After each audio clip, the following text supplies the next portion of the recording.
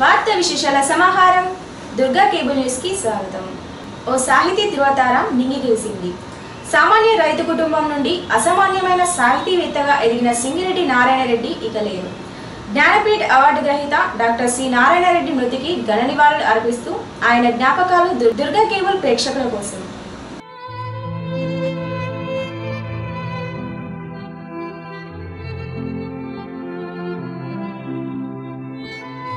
సామాన్య రైతు కుటుంబం నుండి ఎదిగి వచ్చిన సాహితీ కెరటం. సాహిత్యంలో అంచెలంచెలుగా ఎదుగుతూ జ్ఞానపీఠంతో పాటు అనేక పురస్కారాలను అందుకున్న సింగిరెడ్డి నారాయణ రెడ్డి ఇక లేరు. వేములవాడ మండలంలోని మారుమూల హనుమాజిపేట గ్రామంలో మల్లారెడ్డి బుచ్చమ్మలకు జన్మించిన సింగిరెడ్డి నారాయణ రెడ్డి చదువు హనుమాజిపేటలో ప్రారంభమై మాధ్యమిక విద్య సిరిసిల్లలో ఉర్దూ మీడియంలో కొనసాగింది. కరీంనగర్ నుండి ఉస్మానియా యూనివర్సిటీ దాకా నిరంతరం విద్యార్థిగా సినారె చదువును కొనసాగించాడు. తెలుగులో సినారె విభిన్నమైన శైలిలో సాహిత్యంలో తనదైన ముద్ర వేశారు. ఇప్పటికే ఉన్న సాంప్రదాయ సాహిత్యంతో పాటు అనంతరం వచ్చిన విప్లవ సాహిత్యోద్యమ ప్రవాహానికి భిన్నంగా మానవతావాదాన్ని కేంద్రంగా చేసుకుని రచనలు కొనసాగించారు. సినారె రాసిన తొలి కవిత జనశక్తి పత్రికలో అచ్చయింది. అక్కడి నుండి ప్రారంభమైన సాహితీ ప్రస్థానం 1980లో విశ్వంబర కవిత సంపుటానికి జ్ఞానపీఠ అవార్డును తీసుకురావడంతో పాటు పలు రచనలు విస్తృత ప్రాచుర్యాన్ని పొందాయి. సాహిత్యంలో కేంద్ర సాహిత్య అకాడమీ అవార్డుతో పాటు పద్మశ్రీ, పద్మభూషణ్ అవార్డులు సినారెను వెతుక్కుంటూ వచ్చాయి. అనేక కవితా సంపుటాలను తీసుకురావడంతో పాటు సాహితీ పత్రికలకు సంపాదకత్వం బాధ్యతలను సినారె చేపట్టారు. ఉర్దూకే పరిమితమైన గజల్ను తొలిసారిగా సినారె తెలుగులో రాసి స్వయంగా గానం చేసి గజల్ రూపానికి ప్రాణం పోశారు. సినారె రాసిన అనేక గజళ్లు ప్రాచుర్యంలో ఉన్నాయి. ప్రత్యేకంగా సినిమా రంగంలో తనకంటూ సినారె ప్రత్యేక స్థానాన్ని సంపాదించుకున్నారు. 1962లో ఆత్మబంధువు సినిమాలో అనగనగా ఒక రాజు అనగనగా ఒక రాణి సినిమా పాటతో ప్రారంభమై అనేక సినిమా పాటలను రాశారు. సినిమా రంగంలో అప్పట్లో సినారె పాటలకు ప్రత్యేక ప్రాధాన్యత ఉండేది. సినిమా రంగంలో సినారె సినిమా పాటల ప్రస్థానం అరుంధతి సినిమాలో జేజమ్మ పాటతో ముగిసింది. మానేరు తీరం అనేక మంది సాహితీవేత్తలకు పురుడు పోసింది. ఈ క్రమంలోనే సినారె సాహితీ ప్రవాహం కొనసాగుతున్న క్రమంలో అప్పటి సిరిసిల్ల యువ కవులపై సినారె ప్రభావం ఉండేది. తొలితరం కథకులు జి రాములు, గూడూరి సీతారాం, చొప్పగడ్ల చంద్రమౌళి మొదలుకొని జక్కని వెంకటరాజం, సినీ గేయ రచయిత వడ్డపల్లి కృష్ణపాల సాహితీవేత్త, యువ కవి పత్తిపాక మోహన్ వరకు డాక్టర్ సినారెతో సాహితీ బంధం పెనవేసుకుని ఉంది. యువ కవులకు, కథకులకు సినారె మానవతావాదం ప్రేరణ అందించింది.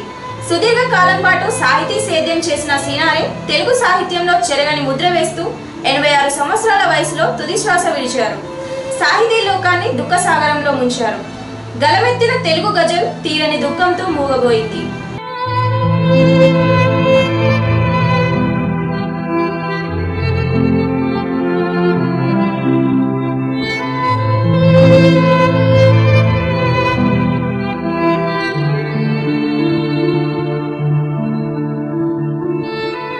తెలుగు సాహిత్యానికి గౌరవం తెచ్చిన డాక్టర్ సి నారాయణ రెడ్డి సేవలు మరవలేనివని జిల్లా కలెక్టర్ డి కృష్ణభాస్కర్ అన్నారు. కలెక్టరేట్ ఆవరణలో సినారె చిత్రపటానికి పూలమాలలు వేసి ఘనంగా నివాళులర్పించారు. ఈ కార్యక్రమంలో joint collector Yasmin Basha, DRO Shyamprasad Lal, RDO Panduranga, DPRO Mamidala Dasaratham, పలువురు అధికారులు పాల్గొన్నారు.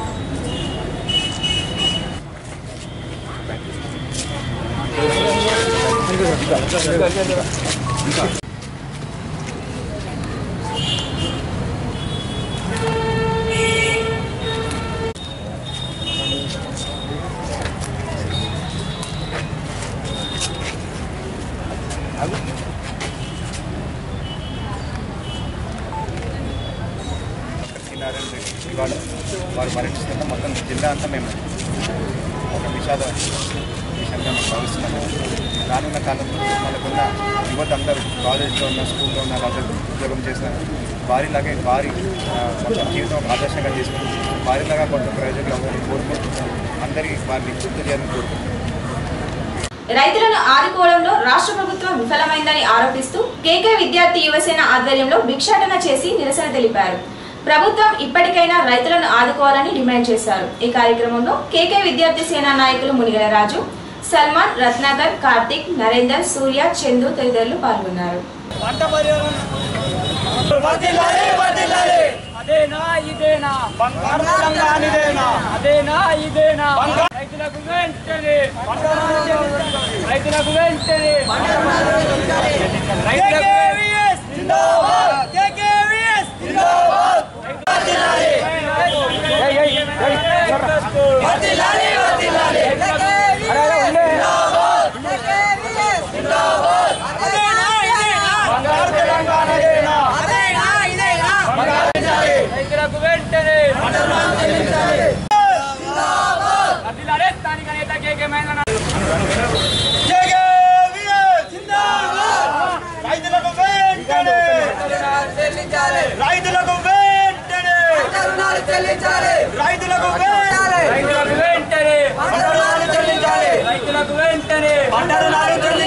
చూసుకున్నట్టయితే రైతులు ఆరుకాలం శ్రమించి కష్టపడి పండించిన పంటలు అమ్ముకుని ఏదో అరుకోసరకో ధరకు అమ్ముకొని తమ కష్టాలను తీర్చుకుందాం అనుకుంటే ఇలా రైతులు పంట నమ్మి నెలలు గడుస్తున్నప్పటికీ వారాలు గడుస్తున్నప్పటికీ ఇలా రైతుల బ్యాంకుల్లో పైసలు జమ కాని పరిస్థితి మనకు అనిపిస్తూ ఉంది.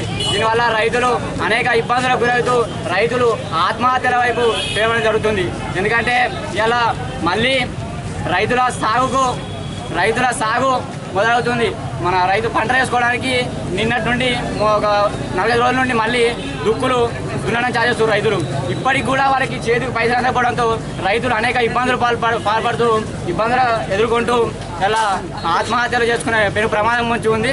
ఇలా కేసీఆర్ గారు బంగారు తెలంగాణ మాట్లాడుతూ ఉన్నాడు. ఇలా బంగారు తెలంగాణ అంటే రైతులకు అసలు పైసలు వాళ్ళు అమ్ముకున్న పంటలకే పైసలు అందించలేని స్థితిలో ప్రభుత్వం ఉంది. ఇంకా బంగారు తెలంగాణ అంటుండు. ఏదో 4,000 రూపాయలు అందిస్తామని మాట్లాడుతుండు. 4,000 రూపాయలు అందించాల్సింది ఇప్పుడు వచ్చే సాగు నుండి 4,000 రూపాయలు ఎకరాకు 4,000 రూపాయలు అందిస్తామని కేసీఆర్ గారు మాట్లాడుతారు. నిజంగా రైతుల పట్ల చిత్తశుద్ధి ఉంటే కేసీఆర్ గారికి రైతుల పట్ల ప్రేమ కనుక ఉన్నట్టయితే వెంటనే ఈ సాగు నుండి రైతులకు 4,000 ఎకరాకు 4,000 అందించాలి. లేని పక్షంలో రైతులకు వెంటనే వాళ్ళు అమ్మిన పంటలకు పైసలు కనుక బ్యాంక్ ఖాతాలు జమ చేయకపోతే కేకే మహేందర్ రెడ్డి నాయకత్వంలో అతి త్వరలోనే సిరిసిల్లలో వందలాది మంది రైతులతోటి కలెక్టర్ ముట్టడి చేపట్టబోతున్నామని ఈ సందర్భంగా హెచ్చరిస్తాము.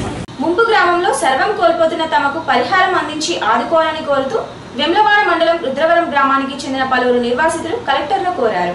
అధికారులు తమకు న్యాయం చేయాలని డిమాండ్ చేశారు. ఈ కార్యక్రమంలో వంకాయల మహేష్, నాంపల్లి ప్రశాంత్, రాజశేఖర్, మాధవి పలువురు నిర్వాసితులు పాల్గొన్నారు.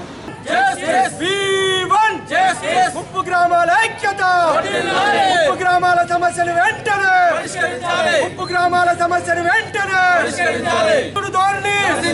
గెజెట్ వెంటనే లిస్టులను పెండింగ్ పెట్టద్దు. గ్రామాల ఐక్యత, ముప్పు గ్రామాల ఐక్యత, ముప్పు గ్రామాల ఐక్యత, ముప్పు గ్రామాల ఐక్యత.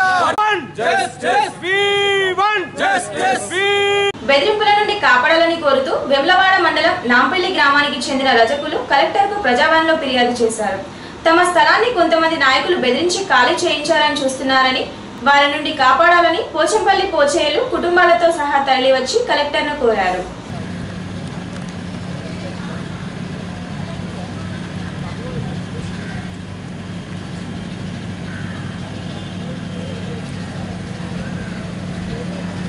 అది నాంపల్లి గ్రామం, వెమ్లవాడ మండలం, రాజన్న సిరిసిల్ల జిల్లా. మేము రజకులం. మా భూమి గురించి నాందేడ్లో ఉన్న ఒక వ్యక్తి వాళ్ళకు అమీన్ టీఆర్ఎస్ పార్టీ వార్డు మెంబర్లకు ఉత్తరకొల్ల వెంకటేశం, జక్కుల యాదగిరి, నిమ్మశెట్టి విజయ్ వీళ్ళు ముగ్గురు కొని ఒక కుమ్మక్కయ్యి ఒక 30-40-50 మంది గింగు చేసుకుని మంచి 50,000 లక్ష రూపాయలు కలుపుకొని వాళ్ళు వచ్చి మాతోని గొడవ చేస్తారు. గడపర్లు పట్టుకొచ్చి 2-3 రాళ్ళు సిమెంట్ పోలు తీసుకొచ్చి పాతుడు మొత్తం ప్రతిసారి 2 సంవత్సరాలు మొత్తం హంగామా చేసి మనం బాధ సంవత్సరంన్నర అవుతుంది. బాగా మమ్మల్ని ఇబ్బంది పెడుతుంది. జాగా మాద అంటూ గోడ 1 లక్ష రూపాయలు గోడ పెట్టి కూల కట్టుకున్నాము. గుంచెత్తు కట్టినాము. 6 ఫీట్ లైట్ కడితే కూడా రాత్రి కూలగొట్టారు. పర్మిషన్తో ఉంది. ఇండ్లు కూడా 3 ఇండ్లు పర్మిషన్ ఉన్నాయి. మళ్ళీ ఒక బోరు 30,000 రూపాయలు 20,000 రూపాయల బోర్ ఎత్తుకపోయారు. మోటార్ రాత్రే ఇవన్నీ చేసి మమ్మల్ని నానా కష్టాలు పెడతారు, నానా ఇబ్బందులు పెడతారు. మా జాగా మాదే ఉంటారు, మమ్మల్ని ఆడికే జరగమంటారు. మేము ఎట్లా జరుగుతాము? ఇందిరామ పథకం మీద కట్టిన ఇండ్లు, ఇందిరామ పథకం తరపు నుంచి అప్పుడు కాంగ్రెస్ పార్టీ ఉన్నప్పుడు కూడా అవి ఆల్రెడీ కాగితాలతో పాస్బుక్తో ఇచ్చారు. కట్టుకోమన్ను పట్ట భూమి అది, మా తాత నుంచి దిగొచ్చిన భూమి అది. ఇవాళ నా భూమి అని తీసుకుపోదామని ప్లాన్లో వాళ్ళు చేసి మమ్మల్ని జరగవచ్చు. ఏబిసి లెక్కలు వస్తారు, ఏబి తెలియదు, సి మాకు తెలియదు. అది 150 ఏళ్ళ నుంచి మా తాత అనే బతికిండు 89 ఏళ్ళ దాకా, మా నాన్న 85 సంవత్సరాలు బతికిండు. ఇప్పుడు మాకు 45, మా పెద్దన్నయ్యకు ఆయనకు 60 సంవత్సరాలు అయినాయి, మా నడిపన్నయ్యకు ఆయనకు 50 సంవత్సరాలు, నాకు 40 సంవత్సరాల దాకా వయసు అయింది. ఇప్పుడు మా పిల్లలు మా ఎత్తారు, మా కొడుకులు మా ఎత్తారు. ఇవాళ భూమి ఏబీసీ లెక్క జరగాలంటే పక్క పంచి వాడు అమ్ముకున్నాడు, అది 5 కోట్ల కేసు వస్తుంది. ఇటు ఒక వాడి పాలు అటు అమ్ముకున్నాడు, మేము అమ్ముకుంది. మేము అమ్ముకోకపోతే మా జాగాలకు నా ఏబీ లెక్కలు మీరు అటు జరగాలంటే మేము అంతే మొత్తం మేము గొడవ పెట్టుకోవాలి. మేము తీసుకోవాలి. పిల్లల చదువు గురించి మేము ఆపుకున్నాము. ఆమె మా బిడ్డ స్టేట్ ఫస్ట్ వచ్చింది, ఆమెకు చదువు గురించి, ఆమె పిల్లల చదువు గురించి ఆపుకుంటే ఇవాళ ఆపుకునే దానికి ఈ భూమి తీసుకోకపోతే ప్లాన్లు వస్తారు. చాలా ఇబ్బంది పెడతారు, చాలా నానా కష్టాలు పెడతారు. ఏమనంటే వచ్చిన పిల్లలు 40-50 మంది గేమ్ వస్తారు. మేము 9 గంటలకు మేము సిమెంట్ పని చేస్తూ వస్తే నేను తాపం చేస్తాను. పనికి పోయి వచ్చినాక కూడా ఆడ వచ్చి ఏదో ఒకటి చేసి సమాచారం చేస్తారు. ఫోన్ చేయగల మాలు లేబరు ఆ సిమెంట్ కలిపిన మాలు వదిలిపెట్టి ఊరికి వచ్చి వాళ్ళతో గొడవ తిరుగుతున్నాయి. నేను ఇట్లా ఒక 20 సార్లు గొడవ జరిగింది నాకు. అది మరి ఏ పోలీసులు పట్టుకుంటారు, ఏ నాయకులు పట్టుకుంటారు, ఏ ఎవరో కూడా పట్టించుకుంటాడు మా గురించి ఎవరు కూడా. ఆస్తిని పంచుకున్న కొడుకులు తమను పట్టించుకోవడం లేదంటూ ఇల్లంతకుంట మండలం కందికట్కూరు గ్రామానికి చెందిన వృద్ధ దంపతులు కలెక్టర్ను వేడుకున్నారు. తమకు భద్రత కల్పించాలని కోరారు. నా పేరు గోలవా. నా పేరు అన్నయ్య. ముగ్గురు కొడుకులు, ఒక బిడ్డ. ముగ్గురు కొడుకులు అయితే పెడతలేరు, అసలే పెడతలేరు. ఒకనాడు స్టేషన్కి పోతే అక్కడ ఎకరం భూమి రాసిచ్చారు. రాసిచ్చిన వాళ్ళు ఇక్కడికి వచ్చినాక అమ్ముకున్నామంటే మేము కొంటామని అడ్డం తిరిగాను. అడ్డం తిరిగి 3 లక్షలు భయాన్ని చేస్తే 3 లక్షలు దేనికి కూర్చుంటావు ఇలా అని మమ్మల్ని కొట్టతందుకు వస్తారు. తిరుగుతాను ఎవరికి అమ్ముకుంటాం అమ్ముకోపో, ఏ మునగానికి అమ్ముకుంటాం అమ్ముకోపో, ఎవడేం చేయడుకో, నీ ఇష్టం కడుపు అంటే సార్ మేము అనాథల్లో పోతాం. ఇది అనాథలకే చెందాలి. మాది 3 ఎకరాల భూమి ఉన్నది, ఇల్లు ఉన్నది. వాళ్ళకున్న జప్తు చేసి మమ్మల్ని న్యాయమైన పద్ధతి, లేకపోతే ఒక డబ్బా తాగి వేస్తాం. కొడుకులు మాకు పెడతలేరు, మమ్మలను టాక్సర్ పెడతారు. కోడళ్ళు కొడుకులు అందరూ మాకు అన్నం పెడతారు. వాళ్ళు పండుగలు చేసుకున్నారని మమ్మల్ని పెడతారు. మాతో మాట్లాడతలేరు, మాకు వశమైతలేదు. సంక్షేమ ముసుగులో రాష్ట్రంలో నిరంకుశ పాలన నడుస్తుందని సిపిఎం రాష్ట్ర నాయకులు అబ్బాస్ అన్నారు. సిపిఎం జిల్లా కమిటీ ఆధ్వర్యంలో జరుగుతున్న రాజకీయ శిక్షణ తరగతులకు హాజరైన ఆయన ప్రభుత్వ తీరుపై మండిపడ్డారు. వాస్తవాలను ప్రజల్లోకి తీసుకెళ్తామన్నారు. ఈ కార్యక్రమంలో సిపిఎం జిల్లా కార్యదర్శి పందెం రవి, మూషం రమేష్, ఎగదండి ఎల్లారెడ్డి, గణేష్, విమల తదితరులు పాల్గొన్నారు.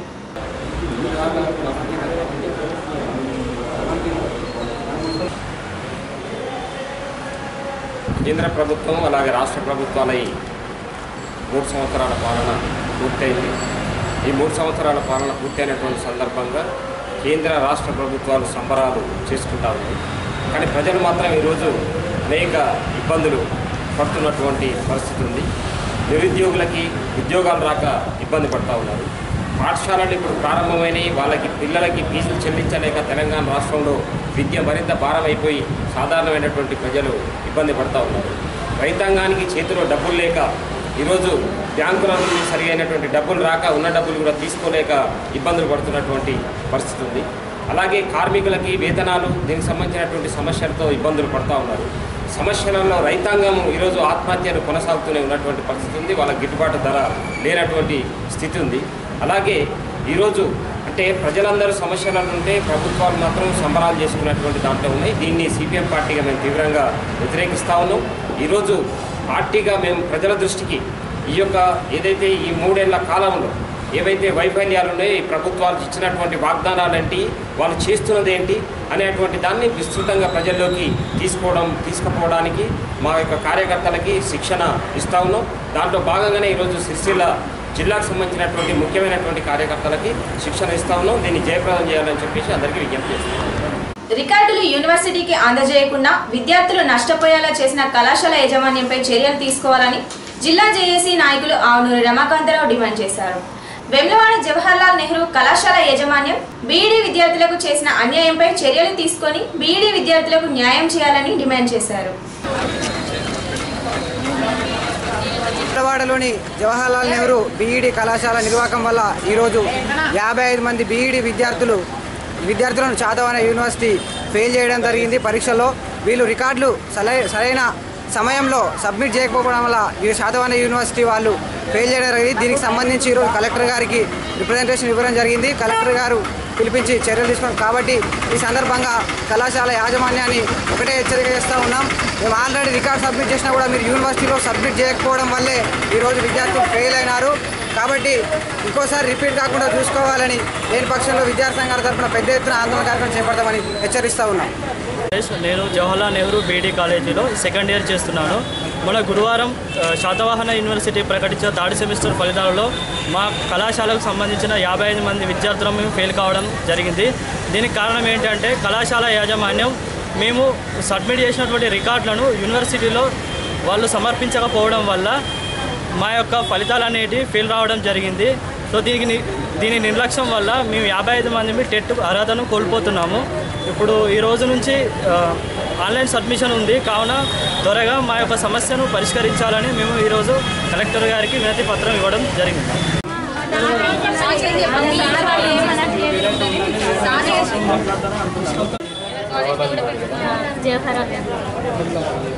ఈరోజు జవహర్లాల్ నెహ్రూ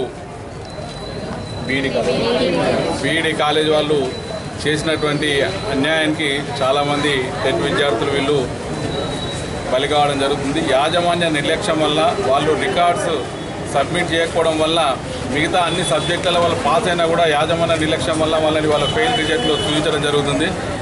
ఈ 22వ తారీఖు నాడు వాళ్ళకు టెట్ ఎంట్రన్స్ ఉన్నది కాబట్టి అందులో ఎలిజిబుల్ అయ్యేటట్టుగా ప్రభుత్వం, ఎందుకంటే వీరి జీవితాలను దృష్టిలో పెట్టుకొని మంత్రి గారు కానీ కలెక్టర్ గారు కానీ డిఓ గారు కానీ స్పందించి వీరి జీవితాలను దృష్టిలో పెట్టుకొని వాళ్ళను ఎలిజిబుల్ అయ్యేటట్టుగా చర్యలు తీసుకోవాలని, అలాగే కాలేజీ యాజమాన్యం మీద పూర్తి స్థాయిలో విచారణ జరిపి చర్యలు తీసుకోవాలి. ఎందుకంటే వీళ్ళకు ఫీజు రీఎంబర్స్మెంట్ కింద డబ్బులు వచ్చినా కూడా అది వాళ్ళకి ఇంతవరకు రిటర్న్ చేయలేదు. రికార్డ్స్ పేరు మీద కూడా 6,000 రూపాయలు 12,000 రూపాయలు వసూలు చేసుకొని చూపించడమ్మా రికార్డ్స్ పిల్లవాడిని చూపించినా కూడా దీన్ని రికార్డ్ అని అన్నారు. ఇంతటి నిర్లక్ష్యంగా వ్యవహరిస్తున్నటువంటి జవహర్లాల్ నెహ్రూ కాలేజీ యాజమాన్యం మీద చర్యలు తీసుకోవాలని ఈ సందర్భంగా మేము డిమాండ్ చేస్తున్నాం. వీళ్ళ భవిష్యత్తును దృష్టిలో పెట్టుకొని దయచేసి మంత్రి గారు కానీ కలెక్టర్ గారు కానీ తర్వాత డిఓ గారు కానీ కొంచెం స్పందించి తక్షణమే వీళ్ళను ఎంట్రన్స్కి ఎలిజిబుల్ అయ్యేటట్టుగా ప్రకటించాలని సందర్భంగా రమాకాంత్ మిత్ర మండలి పరంగా మేము డిమాండ్. ప్రైజులు తీసుకున్న మంత్రి కేటీఆర్ పనులపై శ్రద్ధ చూపాలని బీజేపీ నాయకులు మాజీ ఎమ్మెల్యే యందర లక్ష్మీనారాయణ అన్నారు. బీజేపీ ఇంటింటి ప్రచారంలో భాగంగా బీవైనగర్ కార్మికవాడలో ప్రచారం నిర్వహించారు. ఈ కార్యక్రమంలో నాయకులు ఆడపు రవీందర్, భీమవరపు శ్రీనివాస్, గడ్డం లతా భాస్కర్, గడ్డం నాగరాజు, అన్నల్దాస్ వేణు, ఎనగంటి నరేష్, బూర విష్ణు తదితరులు పాల్గొన్నారు.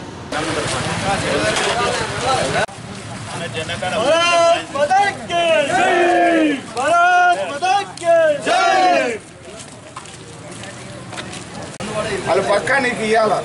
నీ అకౌంట్ ఎన్ని రోజులు అవుతున్నది? 2 సంవత్సరాలు అవుతుంది కదా.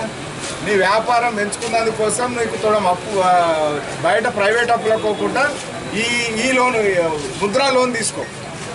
బ్యాంకు వాళ్ళు తాకట్టు లేకుండా గిరివి లేకుండా బంగారం పెట్టాల్సిన అవసరం లేకుండా వాళ్ళు ఇవ్వాలి. వాళ్ళ కర్తవ్యం. దేశం మొత్తం మీద 6,80,00,000 మందికి ఇచ్చిండ్రు ఇప్పటికి. ఆడపిల్లలా ఎందరు ఎంత? సరే, బాగా చదివి ఏంది మొత్తము ప్రైజ్ తీసుకున్నాడు కదా రామారావు గారు, తారక రామారావు గారు. ఏదానికి మొత్తం సిరిసిల్ల నియోజకవర్గం అంతా కూడా 6 రూపాయలు 2 ఛాయలు. ఓకే, చేసుకుందామా? దేశం మొత్తం కూడా స్వచ్ఛ భారత్ కింద సంపూర్ణమైనటువంటి మరుగుదొడ్ల సౌకర్యం ఉన్నటువంటి దేశంగా మార్చాలని కంకణం కట్టుకోవడం జరిగింది. 2022 వరకు దేశంలో ఇల్లు లేనటువంటి ప్రతి కుటుంబానికి కూడా పక్కా ఇల్లు నిర్మాణం కళ పూర్తి చేయాలనేటువంటిది కూడా నడుకట్టడం జరిగింది. మరి అదే రకంగా 2019 వరకు దేశం మొత్తం కూడా 24 గంటల కరెంటు మరి ప్రతి మూల పల్లెకు కూడా అందించాలనేటువంటి లక్ష్యంతో ముందుకు పోతుంది. నరేంద్ర మోడీ గారి నేతృత్వంలో కేంద్ర ప్రభుత్వం ముందుకు దూసుకెళ్తా ఉంది. మరి ఈ సిరిసిల్ల నియోజకవర్గం ప్రైజ్ తీసుకున్నారు. అయినా మరి అక్కడక్కడ ఇంకా పూర్తి స్థాయిలో స్వచ్ఛ భారత్కు సంబంధించినటువంటి అంశాలు, వ్యక్తిగత మరుగుదొడ్లకు సంబంధించి, ఇండివిజువల్ టాయిలెట్ స్కీమ్కి సంబంధించి పెండింగ్ ఉన్నటువంటి దాఖలా ఉన్నది. అయ్యా కేసీఆర్ గారు, అయ్యా కేటీఆర్ గారు, మీరు ఓరేమో రాష్ట్రం మొత్తం మభ్యపెడతా ఉంటే మరొకరు మరి ఈ కీర్తిని దేశానికే న్యూఢిల్లీ వరకు తీసుకుపోయినరా అని చెప్పి, కొడుకు న్యూఢిల్లీ దాకా తీసుకుపోయినా అని చెప్పి అడుగుతా ఉన్నాం. మీరు నియోజకవర్గంలో ఊర్లలోకి వెళ్ళండి, ఊర్లలో పూర్తిగా అనేటువంటి వాటి విషయంలో తేల్చుకోండి, వాటి విషయాన్ని తేల్చండి. మీకు బహుమతి ముందే అందుకున్నారు, కనీసం అందుకున్న తర్వాత అవి వ్యక్తిగత మరుగుదొడ్లు అందరి కుటుంబాలకు అవి అందజేసేటువంటి దానికి నడుం బిగించండి అని చెప్పి నేను అడుగుతా ఉన్నాను. ఈ వార్తలు ఇంతటితో సమాప్తం. తిరిగి ప్రసారమయ్యే దుర్గా కేబుల్ న్యూస్ లో మళ్ళీ కలుసుకుందాం. అంతవరకు సెలవు. నమస్కారం.